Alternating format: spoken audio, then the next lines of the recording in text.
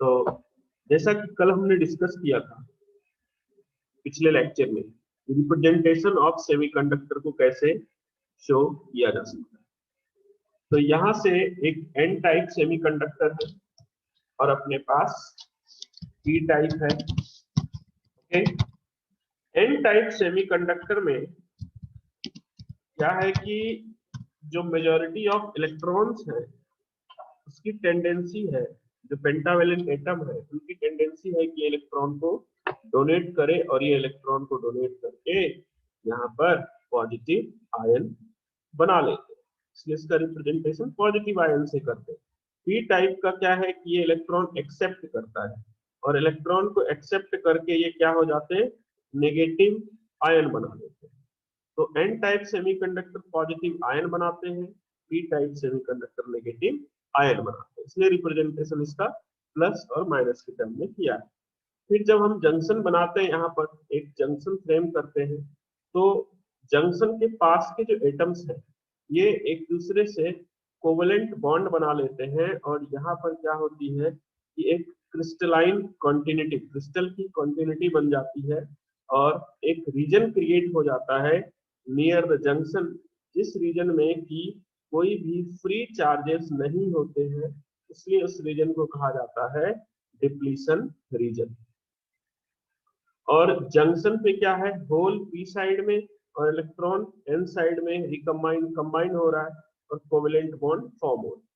तो क्या है कि जो ये नेगेटिव आयंस लेफ्ट साइड में, जंक्शन के लेफ्ट साइड जो पी साइड में नेगेटिव आयंस इकट्ठा हो रहे हैं, इसकी वजह से, और पॉजिटिव आयंस जो इकट्ठा हो रहे हैं एन साइड में, इसकी वजह से एक इलेक्ट्रिक फील्ड जनरेट हो जाती है एट द जंक्शन, जिसको कि हम शो करते हैं किसके हेल्प से, कॉन्टेक्ट पोटेंशियल के हेल्प से।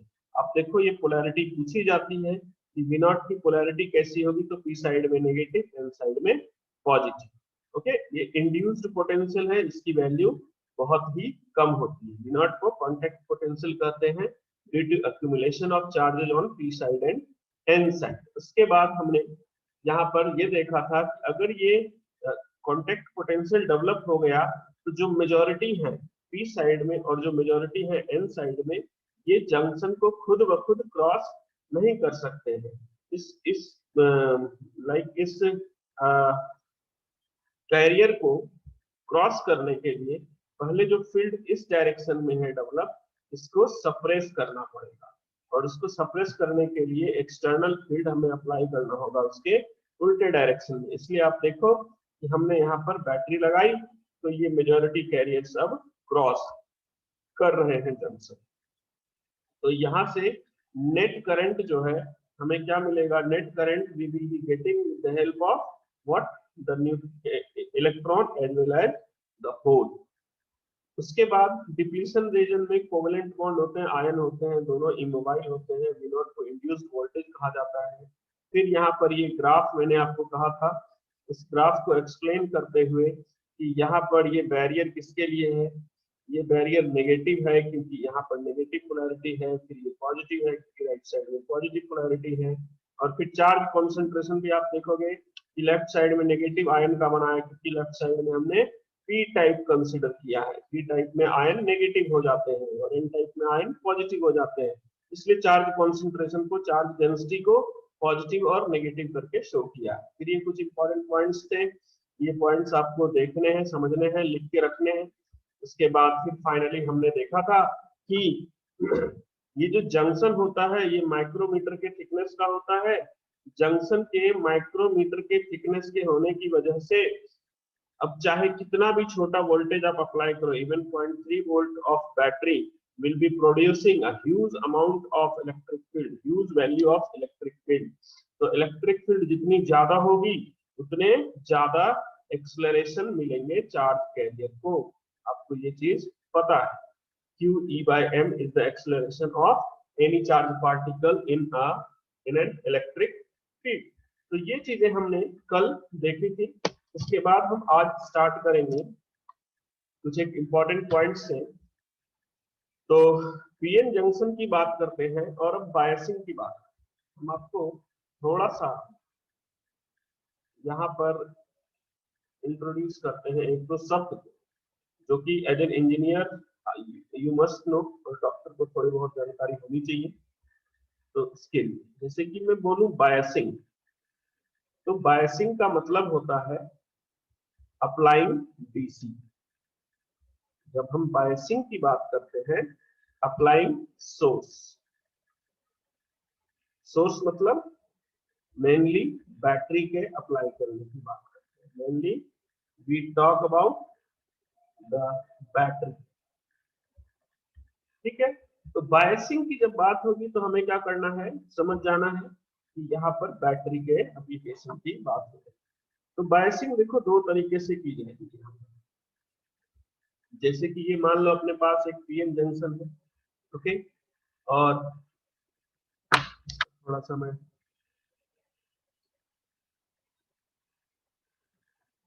And for this PN junction, ये जंक्शन है, ये पी साइड है और ये एन साइड।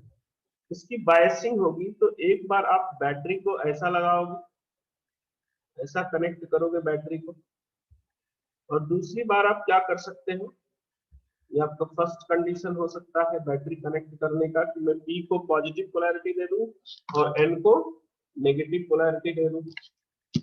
दूसरा क्या हो सकता है कि आप यहाँ पर इसको उल्टी पोलैरिटी से कनेक्ट कर दोगे, लाइक ये जंक्शन है पी, ये एन, और आप इसे लेफ्ट में नेगेटिव और राइट में पॉजिटिव पोलैरिटी से कनेक्ट करोगे। ये दो पॉसिबिलिटी हो सकती है। अब देखो हमने एक डिवाइस बना दिया, जिस डिवाइस में हमें पता है कि करंट के फ्लो को कंट्रोल हम कर सकते हैं, अप्लाइड वोल्टेज के हेल्प से कर सकते हैं, या फिर जंक्स, ये जो पी टाइप एन टाइप है इनमें मेजॉरिटी कैरियर कॉन्सेंट्रेशन कितने डालने चाहिए इसके हेल्प से कर सकते हैं। तो इसको हम बहुत आसानी से कंट्रोल कर सकते हैं। तो आप देखो कि दो पॉसिबिलिटी है बायसिंग की। जब पी साइड को पॉजिटिव पोलैरिटी से कनेक्ट किया जाएगा और एन को नेगेटिव से, इसे हम कहेंगे फॉरवर्ड बायसिंग। और जब पी को नेगेटिव से और एन को पॉजिटिव से कनेक्ट करेंगे तो इसे कहेंगे हम रिवर्स बायसिंग। तो अब इन दोनों केसेस में ये डिवाइस कैसा बिहेव करता है वो चीज मैं आपको यहाँ पर दिखाऊंगा। अब देखो क्या है कि इस जंक्शन पर, यहाँ पर ये नेगेटिव आयन, ये पॉजिटिव आयन, ऐसा ही यहाँ भी रहा होगा, नेगेटिव आयन जंक्शन के लेफ्ट में और जंक्शन के राइट में पॉजिटिव आयन रहे होंगे। इसका मतलब यहाँ पर देखो ये V नॉट एक ऑलरेडी इंड्यूस्ड है एट द जंक्शन, यहाँ भी V नॉट इंड्यूस्ड है एट द जंक्शन। तो आप देखना यहाँ पर कि यहाँ पर जैसे कि इलेक्ट्रिक फील्ड ऐसा अप्लाई किया ना हमने, एक्सटर्नल फील्ड ऐसा अप्लाई कर रहे हैं लेफ्ट टू राइट, तो आप देखोगे कि ये जो बैरियर है, बैरियर जो V नॉट का है, ये ओवरऑल बैरियर क्या हो रहा है यहाँ पर इस फील्ड की वजह से डिक्रीज हो रहा है। और जब बैरियर डिक्रीज होगा तो holes from left side and electrons from right side, इनका मूवमेंट आसान हो जाएगा। लेकिन आप इस केस में देखो कि फील्ड तो इंड्यूस इस डायरेक्शन में था, हमने अप्लाई भी इसी डायरेक्शन में इलेक्ट्रिक फील्ड कर दिया। इसका मतलब इस केस में क्या हो रहा है कि जो बैरियर है वो बैरियर इंक्रीज हो जा रहा है। तो जो मेजॉरिटी कैरियर्स हैं वो क्रॉस नहीं कर पाएंगे इस जंक्शन। फिर क्या क्रॉस करेंगे, तो मेजॉरिटी का उल्टा माइनॉरिटी होता है, तो माइनॉरिटी के लिए ये favourable direction of electric field हो जाएगा, फिर माइनॉरिटी क्रॉस करेगा। तो आप देख सकते हो कि यहाँ पर करंट मेनली किसकी वजह से है, मेजॉरिटी की वजह से, और यहाँ पर करंट किसकी वजह से होगा, माइनॉरिटी की वजह से। तो जो मेजॉरिटी की वजह से करंट होगा वो ज्यादा होगा और माइनॉरिटी की वजह से करंट कम होगा। इसीलिए इन दो केसेस में, एक फॉरवर्ड बायस के केस में और दूसरा रिवर्स बायस के केस में, कैरेक्टरिस्टिक डिवाइस की अलग अलग हो जाती है। उसी चीज को हमें आगे डिटेल में देखना है। तो ज्यादातर मैंने यहाँ पर ये फोटो ही लिए हैं, फोटो मतलब कि जो मेरे पास मटेरियल है उसी को यूज किया, वाइब्रेंट के मटेरियल को। तो देखिए आप, PN junction with forward bias, क्या लिखा है यहाँ पर पॉइंट समझो। When the positive terminal of a battery is connected to P side, negative is connected to N side, the PN junction is in forward bias. ये term बड़ा important होता है, डिफाइन करना होता है what is forward bias.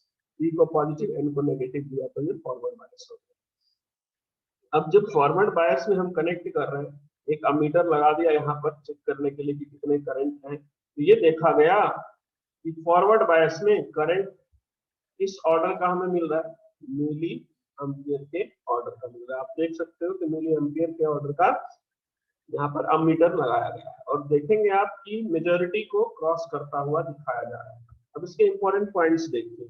More charge carriers diffuse across the junction. क्योंकि ये जो इलेक्ट्रिक फील्ड है अब तो ये फेवरेबल हो गया पॉजिटिव चार्ज के लिए भी और नेगेटिव चार्ज के लिए भी। इलेक्ट्रिक फील्ड के फेवरेबल हो जाने की वजह से होल्स भी जंक्शन को इजीली क्रॉस कर रहे हैं और इलेक्ट्रॉन्स भी जंक्शन को इजीली क्रॉस कर रहे हैं। और नेट करंट हमें पता है इलेक्ट्रॉन और होल की वजह से एक ही डायरेक्शन में मिलता है। तो ये देखा गया कि मोर चार्ज कैरियर जो है डिफ्यूज हो रहे हैं across the junction, potential barrier reduce हो गया। अब ये भी मैंने आपको यहाँ पर समझाया है कि बैरियर क्या हो जा रहा है, रिड्यूस हो जा रहा है, क्योंकि मैंने इंड्यूस्ड इलेक्ट्रिक फील्ड के अपोजिट डायरेक्शन में इलेक्ट्रिक फील्ड अप्लाई कर दिया है। अब जब बैरियर डिक्रीज हो गया तो विड्थ ऑफ डिफ्यूजन लेयर भी डिक्रीज हो जाएगी। This is very very important factor. width of diffusion region is decreasing। उसके बाद पीएन जंक्शन जो है फॉरवर्ड बायस में बहुत लो रेजिस्टेंस ऑफर करता है। लो रेजिस्टेंस कितना ऑफर करता है मैं आपको एक रेंज लिख देता हूं, 10 ओम से लेकर के 100 ओम तक भी ऑफर करता है ये रेजिस्टेंस पीएन जंक्शन। उसके बाद forward current flow in circuit, forward dynamic resistance ये है, करंट फ्लो कर जाएगा। उसके बाद डिफाइन होता है कि नी और कट इन वोल्टेज, इस पर मैं अभी बाद में आऊंगा, दिस इज इंपॉर्टेंट। तो देखो होता क्या है कि जब डिवाइस को फॉरवर्ड वोल्टेज अप्लाई किया गया तो आपको पता है कि ये इमीडिएटली कंडक्ट नहीं करेगा। क्यों नहीं करेगा इमीडिएटली कंडक्ट? क्योंकि इसके इमीडिएट कंडक्शन की पॉसिबिलिटी इसीलिए नहीं है यहाँ पर क्योंकि ऑलरेडी जंक्शन पर एक बैरियर है, बी नॉट है। तो जो भी मैं फील्ड अप्लाई करूंगा पहले ये बैरियर को सप्रेस करेगा। आप देखना यहाँ पर मैं एक ग्राफ बना के आपको दिखाता हूँ।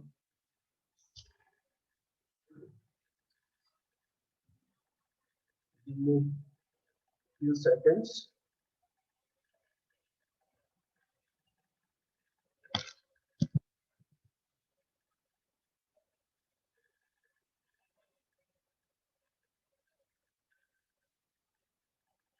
ये एक्स वाई एक्सिस है और मैं एक्स एक्सिस पर क्या करता हूँ कि वोल्टेज को पुट कर देता हूँ। यहाँ पर एक्सिस में I will be giving the voltage on the x axis जो मैं अप्लाई कर रहा हूँ यहाँ पर देख लीजिए V, V और जो करंट फ्लो करेगा उसको मैं यहाँ पर शो करूंगा ID के नाम से, डायोड करंट।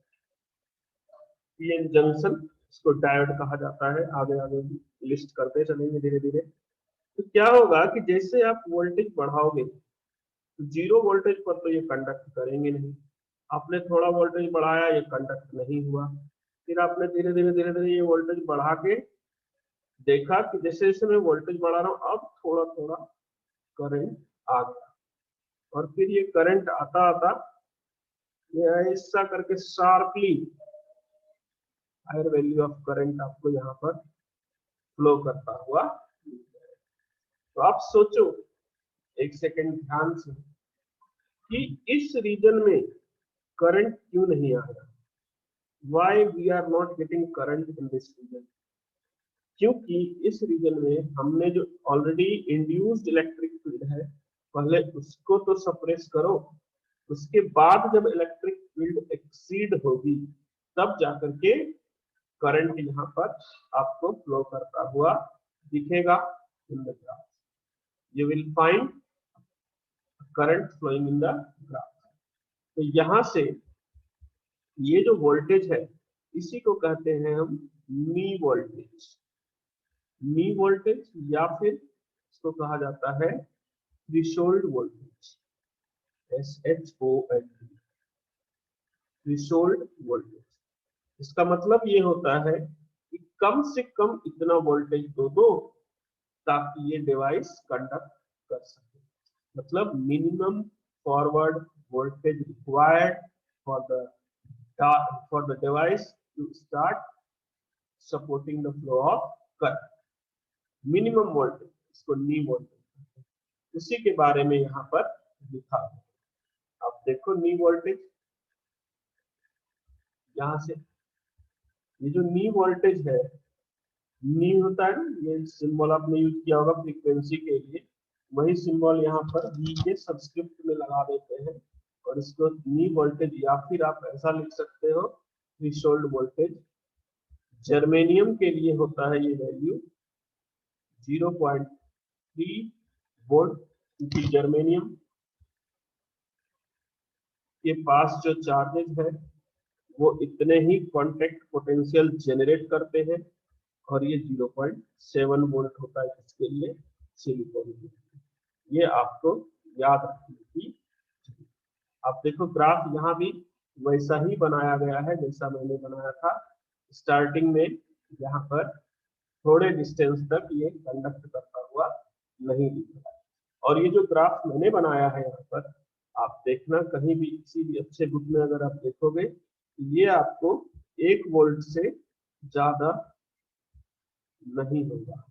ये ग्राफ 1 वोल्ट को जाते जाते सेचुरेट कर देगा, क्योंकि जो डिवाइस है वो डिवाइस अपने अक्रॉस वोल्टेज बढ़ने ही नहीं देता है, खुद के अक्रॉस वोल्टेज को वो फिक्स कर देता है। 1 वोल्ट से ज्यादा वोल्टेज ये जो डायोड है इसका जंक्शन टॉलरेट नहीं कर पाता, क्योंकि आपको पता है everything goes to the electric field. तो इलेक्ट्रिक फील्ड बहुत ज्यादा हाई हो जाएगी तो ये जंक्शन को ब्रेक कर देगा, यहाँ पर पेनिट्रेट करके तोड़ देगा इसको, फिर ये डिवाइस अपने किसी काम का नहीं होगा, हम इसे कंट्रोल नहीं कर। ये कुछ इंपॉर्टेंट पॉइंट्स है। डायनामिक रेजिस्टेंस शब्द इसीलिए यूज करते हैं कि आप नॉर्मल किसी रेजिस्टेंस का अगर वीआई कर्व बनाओगे तो ये स्ट्रेट लाइन होता है। अगर किसी रेजिस्टेंस की बात करूं तो वीआई कर्व स्ट्रेट लाइन होता है, लेकिन क्या यहाँ पर वीआई कर्व आपको स्ट्रेट लाइन दिख रहा है? नहीं, क्योंकि स्टार्टिंग में तो कोई भी कैरियर फ्लो कर ही नहीं रहा है, उसके बाद धीरे धीरे कैरियर फ्लो कर रहे हैं और फिर बहुत ज्यादा कैरियर फ्लो कर रहे हैं। यहाँ पर जो ये पाथ है ये वेरिएबल है, ये फ्लो ऑफ करंट का जो फंक्शन है वो वेरिएबल है, इसलिए क्या कहते हैं हम इसे यहाँ पर डायनामिक रेजिस्टेंस। मतलब यहाँ से आप कोई भी ग्राफ अगर आपको दिया है और उससे डायनामिक रेजिस्टेंस पूछ लिया गया तो आप देखना ग्राफ में ध्यान से 2 पॉइंट फाइंड करना, ये जो भी वोल्टेज है और इसके कोरिस्पॉन्डिंग जो चेंज इन करंट है वही होता है क्या, इनका रेशियो डायनामिक रेजिस्टेंस कहलाता है, डेल्टा वी बाय डेल्टा आई। तो ग्राफ से फाइंड करना आसान होगा, इन्होंने वही किया है। ठीक है, ये ग्राफ से इसको ट्राई किया है find.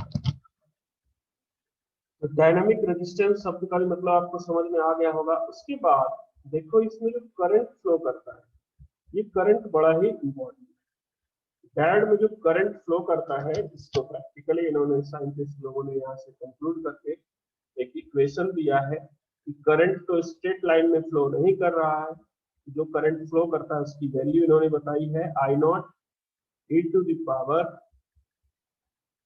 voltage drop across the diode, और यहाँ पर KT ऊपर E,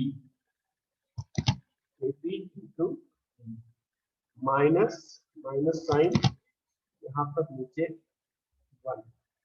ये इक्वेशन है फॉरवर्ड करंट ऑफ डायोड। ये किसके लिए है? Forward current through diode. और ये जो VD आप देखोगे, ये VD है वोल्टेज ड्रॉप अक्रॉस डायोड के अक्रॉस वोल्टेज ड्रॉप को VD से मैंने यहाँ पर लिखा है। Q चार्ज है, K बोल्ट्जमैन कांस्टेंट है, T टेम्परेचर इन केल्विन है। तो ये सारी वैल्यूज होती है यहाँ पर। आपको मैं अगर कहो तो मैं वैसे रहने दो, ये रिलेशन काफी है, ये डायरेक्ट पूछे जाते हैं, देखेंगे हम इन पर सवाल। उसके बाद बात करते हैं हम PN junction with reverse bias. आपको मैंने क्या बोला, पीएन जंक्शन में जब रिवर्स बायसिंग करेंगे हम यहाँ पर तो क्या होगा कि बैरियर इंक्रीज हो जाएगा। बैरियर इंक्रीज होने की चीज को हम क्या कहेंगे, ये जो बॉन्ड्स है यहाँ पर, जो कोवेलेंट बॉन्डिंग हुई है, ये दूर दूर आ जाएंगे, यहाँ पर आ जाएंगे आयंस और यहाँ पर आ जाएंगे पॉजिटिव आयंस, ऐसा करके। और जो मेजॉरिटी है वो जंक्शन से दूर भागने लग जाएगा। यहाँ से मेजॉरिटी जंक्शन से दूर भागेगा क्योंकि इलेक्ट्रिक फील्ड हमने क्या अप्लाई किया, राइट टू लेफ्ट। पर ड्रॉ करके रफ में देख लेना कि किस तरीके से मेजॉरिटी कैरियर्स जंक्शन से दूर भागने लग जाते हैं।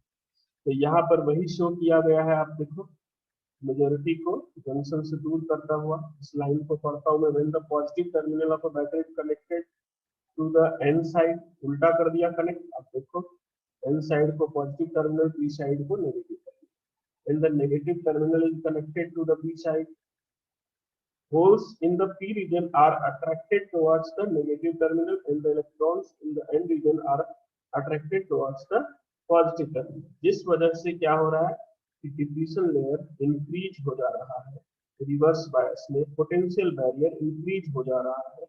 रिवर्स कैरेक्टरिस्टिक कर्व जो यहाँ पर दिखाया गया, ये बड़ा ही गजब का होता है। मैं अभी इसको अलग से ड्रॉ करके दिखाता हूँ आपको। Very little current called reverse current. अब देखो यहाँ पर करंट माइक्रो एम्पीयर, क्यों?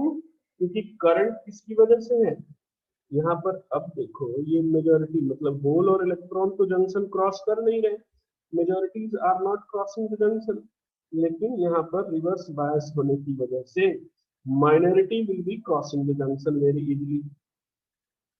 तो करंट किसकी वजह से होगा, माइनॉरिटी की वजह से। Minority will be crossing the junction. तो यहाँ पर करंट किसकी वजह से, माइनॉरिटी की वजह से। माइनॉरिटी मतलब ही होता है कि बहुत लेस कॉन्सेंट्रेशन है चार्ज का, उसी इसीलिए इसे हम माइनॉरिटी कहते हैं। और ये माइक्रो एम्पियर के ऑर्डर का है। लेकिन सिलिकॉन में ये देखा गया, ये याद रख लेना, सिलिकॉन में बहुत लेंथी चैप्टर है, बहुत ज्यादा लेंथी चैप्टर है, लेकिन अच्छा है कम से कम इस चैप्टर की वजह से आप लोग लंबे टाइम तक टच में तो हो। सिलिकॉन के लिए ये नैनो एम्पियर करंट होता है और जर्मेनियम के लिए ये जो करंट होता है वो माइक्रो एम्पियर होता है। In reverse bias condition junction behaves as capacitor of Q picofarad. ये मैं बताऊंगा आपको। ये कैपेसिटर जंक्शन जो है, ये जंक्शन एक कैपेसिटर की तरह बिहेव करने लगता है और रेजिस्टेंस इसकी बहुत ज्यादा हो जाती है, क्योंकि ये जो विड्थ है, विड्थ बहुत ज्यादा इंक्रीज हो जाता है। विड्थ के इंक्रीज होने की वजह से यहाँ हम कहते हैं कि रेजिस्टेंस बहुत ज्यादा है। वैसे भी रेजिस्टेंस का मतलब क्या है, it is a parameter which shows the ability to resist the flow of current. तो कितना ज्यादा फ्लो ऑफ करंट को रेसिस्ट कर सकता है डिवाइस, वो रेजिस्टेंस बताता है। अब देखो मेजॉरिटी को तो रिवर्स बायस में अलाउ ही नहीं कर रहा है जंक्शन क्रॉस करने के लिए, इसीलिए यहाँ पर हम क्या कह सकते हैं कि जब मेजॉरिटी अलाउ नहीं हो रहा है इस जंक्शन को क्रॉस करने के लिए, इसका मतलब मेजॉरिटी के लिए रेजिस्टेंस बहुत ही हाई है। यहाँ से आगे बढ़े, in reverse biased condition PN diode behaves like an insulator. Insulator बोले तो आप देख लो कि रेजिस्टेंस कितना ज्यादा है। मैंने क्या लिखा था, range of resistance in forward बायस 10 ओम से लेके 100 ओम, लेकिन आप देखो रिवर्स बायस में क्या है, मेगा ओम में रेजिस्टेंस है, it is in mega ohm. Okay, अब ये सिलिकॉन के लिए दिया गया है और जर्मेनियम के लिए रिवर्स बायस और फॉरवर्ड बायस के रेजिस्टेंस का रेशियो। तो कुछ नहीं, इसको 100 से डिवाइड कर दिया, इसका उतना मतलब, इसका उतना मतलब है नहीं। Now dependency of reverse current. Reverse current जो होता है इसको इस तरीके से लिखा जाता है। रिवर्स करंट जो है मेनली माइनस आई नॉट भी लिखते हैं, उल्टे डायरेक्शन में है इसीलिए आई नॉट को आई नॉट ही होता है रिवर्स करंट। जो कि आप देखो फॉरवर्ड करंट में जो वैल्यू यहाँ पर है और उसके साथ इतना बड़ा फैक्टर मल्टीप्लाई हो रहा है, इसका मतलब फॉरवर्ड करंट बहुत ज्यादा है तभी तो ये वैल्यू मल्टीप्लाई हो रहा है। लेकिन रिवर्स में जो करंट है वो सिर्फ आई नॉट के ऊपर है। नेगेटिव साइन इसलिए है क्योंकि इसका डायरेक्शन अपोजिट। अब आप समझिए दो तरह के करंट होते हैं, डिफ्यूजन करंट और ड्रिफ्ट करंट। तो ये जो है ये है ड्रिफ्ट करंट। ये ड्रिफ्ट क्यों है? क्योंकि एक्सटर्नल इलेक्ट्रिक फील्ड हम अप्लाई कर रहे हैं और बहुत ज्यादा value of electric field apply कर रहे हैं। और जो फॉरवर्ड करंट है ये कहलाता है डिफ्यूजन करंट। देखो डिफ्यूजन शब्द का मतलब क्या होता है? Migration from high concentration to low concentration. तो अगर आप देखोगे तो ये जो मेजॉरिटी कैरियर क्रॉस कर रहे हैं जंक्शन को from P to N and N to P, ये हाई कॉन्सेंट्रेशन से लो कॉन्सेंट्रेशन में मूव कर रहे हैं, इसलिए इसे क्या कहेंगे हम? Diffusion current. जो फॉरवर्ड बायस करंट होता है वो डिफ्यूजन करंट होता है, जो रिवर्स बायस करंट होता है उसे ड्रिफ्ट करंट कहते हैं। Forward current in PN junction is greater than drift current in magnitude if the junction in forward bias greater रहने दो, greater than the, ये हटा दो लाइन, इसका कोई मतलब नहीं है। A hole diffuses from p side to n side in a p-n junction. This means that a bond is broken on the n side and the electron feed, ये सब लाइन को आप छोड़ो। जितना मैंने समझाया उतना ही याद रखिए, वही काफी है पॉइंट्स के तौर पर, क्योंकि मैंने यहाँ पर एक समराइज टेबल लिया है, इसको देख लो तो समझ में आ जाएगा क्या हो रहा है। कल भी मैं बता रहा था आपको फॉरवर्ड बायस, ये टेबल याद रख लेना। पोटेंशियल बैरियर रिड्यूस हो रहा है, potential barrier increase, width decrease हो रही है, विड्थ बढ़ रही है। Okay, PN junction provide very small resistance और यहाँ पर बहुत हाई रेजिस्टेंस होता है। फॉरवर्ड करंट फ्लो करेगा सर्किट में और यहाँ पर बहुत स्मॉल करंट फ्लो करेगा। ऑर्डर ऑफ फॉरवर्ड करंट यहाँ मिली एम्पियर का और यहाँ पर माइक्रो एम्पियर इन जर्मेनियम और नैनो एम्पियर इन silicon. Mainly majority career current flow होगा, यहाँ पर मेनली माइनॉरिटी कैरियर करंट होगा। ऊपर की जितनी चीजें हमने समझी हुई है यहाँ पे पूरा का पूरा समराइज्ड है। 7 पॉइंट फॉरवर्ड कैरेक्टरिस्टिक आप देख लो, थोड़ी दूरी तक ये चल नहीं पाएगा। फिर इसका नी वोल्टेज डिफाइन होता है, नी वोल्टेज जर्मेनियम के लिए 0.3, सिलिकॉन के लिए 0.7। और ये reverse breakdown voltage reverse characteristic है, इसमें माइक्रो एम्पियर और नैनो एम्पियर सिलिकॉन और जर्मेनियम के हिसाब से बहुत कम करंट फ्लो होता है और इसकी रेजिस्टेंस प्रैक्टिकली मेगा ओम में होती है, 10⁻⁶ ओम है मेगा ओम। और इसमें करंट अगर यदि आपको चाहिए तो 25 वोल्ट 35 वोल्ट का आपको बैटरी लगाना पड़ेगा। उसके बाद इसमें फॉरवर्ड करंट ऊपर लिखा हुआ है हमने, फॉरवर्ड करंट का वैल्यू फॉर्मूला वही आप यहाँ पर कॉपी कर देना। ये टेबल आप बना लेना। देखो आपको इस नोट से क्या क्या बना दें। ये आज का लेक्चर स्टार्ट हुआ, ये पूरा आपको लिखना है। इसके बाद ये पेज लिखने हैं, ये पॉइंट्स लिखने हैं। ये पॉइंट्स में से जो मैंने लिखा है बस वही लिखना है, इसका उतना ध्यान नहीं देना। बस देख लेना कि Boltzmann constant, temperature kelvin, charge on electron और बीडी के बारे में तुम्हें बता ही दिया, voltage drop across the tap. Similarly reverse bias में ये सारे पॉइंट्स आप लिख लेना, बस पॉइंट्स लिखना और ये ग्राफ को रहने देना। उसके बाद इसमें ये वाली वैल्यू जो मैंने लिखी है रिवर्स करंट में इतनी ही फ्लो करती है। उसके बाद ये टेबल बना देना। शॉर्ट में टेबल जब बन जाएगा तो आपको फिर एक जगह सारे कंटेंट होंगे। तो ये है पीएन जंक्शन। इसी को क्या कहा जाता है? डायोड कहा जाता है। जहां कहीं भी एक पीएन जंक्शन बनता है इसे कहते हैं diode. Diode is a PN junction मतलब पी टाइप सेमीकंडक्टर और एन टाइप सेमीकंडक्टर का एक जंक्शन है डायोड। और दूसरी बात कि ये एक टू टर्मिनल डिवाइस होता है,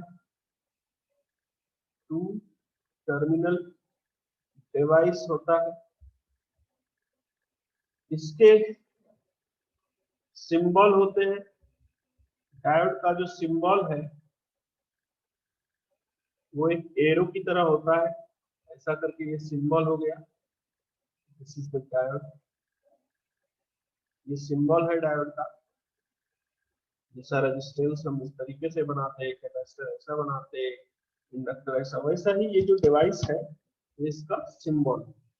और इस सिंबल में जो ये वाला इसका स्टॉपिंग लाइन है, इधर को हम कैथोड मानते हैं और इधर को एनोड मानते हैं। और ये रीजन जो है लेफ्ट साइड, ये है पी और ये है एन।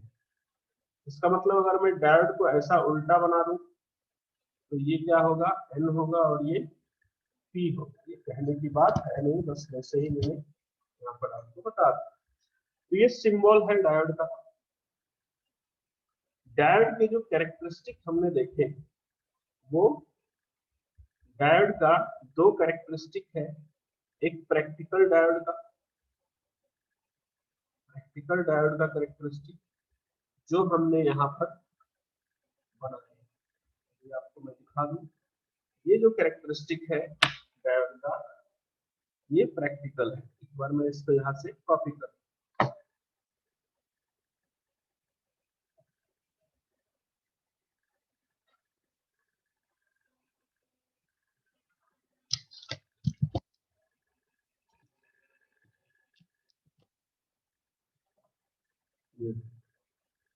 ये है डायोड के कैरेक्टरिस्टिक। लेकिन ये तो सिर्फ फॉरवर्ड कैरेक्टरिस्टिक है। यहाँ पर मैं इसके साथ साथ रिवर्स कैरेक्टरिस्टिक भी ड्रॉ कर देता हूँ। रिवर्स में क्या होता है कि हम वोल्टेज बहुत ज्यादा बढ़ा देते हैं लेकिन करंट हमें बहुत कम मिलता है। और सडनली क्या होता है कि करंट राइज हो जाता है। करंट राइज होने का मतलब कहते हैं हम इसे कि यहाँ पर ब्रेक डाउन हो गया। और ये जो करंट है ये माइक्रो एम्पियर। ये जो लेफ्ट साइड है, आप देखो कि right side applied voltage positive और लेफ्ट साइड दिखाने का मतलब अप्लाइड वोल्टेज नेगेटिव। नेगेटिव कहने का मतलब पोलैरिटी उल्टी कर दी हमने। पोलैरिटी उल्टी कर देने का मतलब ये क्या है, ये रिवर्स बायसिंग है, रिवर्स बायसिंग। और ये पोलैरिटी सेम करने का क्या है, फॉरवर्ड बायसिंग है। तो ये चीजें आप यहाँ पर देख सकते हो कि प्रैक्टिकल डायोड की कैरेक्टरिस्टिक कैसी है। क्योंकि प्रैक्टिकल डायोड को कंडक्ट होने के लिए कुछ नी वोल्टेज या थ्रेशोल्ड वोल्टेज कम से कम इतना तो हमें अप्लाई करना ही पड़ता है। लेकिन जब हम आइडियल डायोड की बात करते हैं ना, आइडियल डायोड की बात करें तो जो फॉरवर्ड बायसिंग में इसकी रेजिस्टेंस होती है वो होती है 0 ओम, और रिवर्स बायसिंग में इसकी रेजिस्टेंस होती है इनफाइनाइट ओम। फॉरवर्ड बायस में रेजिस्टेंस 0 ओम का मतलब इसको किससे रिप्लेस कर सकते हो आप, शॉर्ट सर्किट से। और रिवर्स बायस में रेजिस्टेंस इंफिनिटी कहने का मतलब आप इसको रिप्लेस कर सकते हो ओपन सर्किट से। यही चीज यहाँ पर पॉसिबल नहीं था। यहाँ पर क्या था, प्रैक्टिकल डायोड में जो फॉरवर्ड रेजिस्टेंस होते हैं वो हो जाते हैं कितने, 10 से लेकर के 100 ओम। और इसके रिवर्स रेजिस्टेंस होते हैं 10 to the power 6 ohm. Ideal का मतलब कुछ ऐसा जो हम चाहते हैं, बट ये पॉसिबल नहीं होता है कभी भी। लेकिन फिर भी आइडियल डायोड की भी कैरेक्टरिस्टिक को देख लेते हैं एक बार। आइडियल डायोड की कैरेक्टरिस्टिक आप देखोगे तो ये वोल्टेज है और ये करंट थ्रू द डायोड। देखना कैरेक्टरिस्टिक कैसे ड्रॉ करेंगे। ये जैसे ही वोल्टेज बढ़ेगा वैसे ही आपको करंट मिलेगा। मतलब कि डायोड को कंडक्ट होने के लिए कोई भी थ्रेशोल्ड वोल्टेज की आवश्यकता नहीं है। आपने डायोड में वोल्टेज दिया और यहाँ पर करंट आपको मिल गया, और पीछे कभी ऑन ही नहीं होगा। मतलब ऑन नहीं होने का मतलब ये क्या है, ये जीरो करंट है और ये कुछ फाइनाइट करंट है। तो अब डायोड जो है यहाँ पर जब आइडियल कहा जाएगा, जब क्वेश्चन में लिखा होता है कि डायोड आइडियल है और सर्किट को सॉल्व करना होता है, तो हम रेजिस्टेंस ये डायोड को शॉर्ट सर्किट से रिप्लेस कर देते हैं, और अगर रिवर्स बायस में रहा डायोड तो उसको ओपन सर्किट से रिप्लेस कर देते हैं। तो अभी हम यहाँ पर लेक्चर को समाप्त करेंगे आज, और कल देखेंगे हम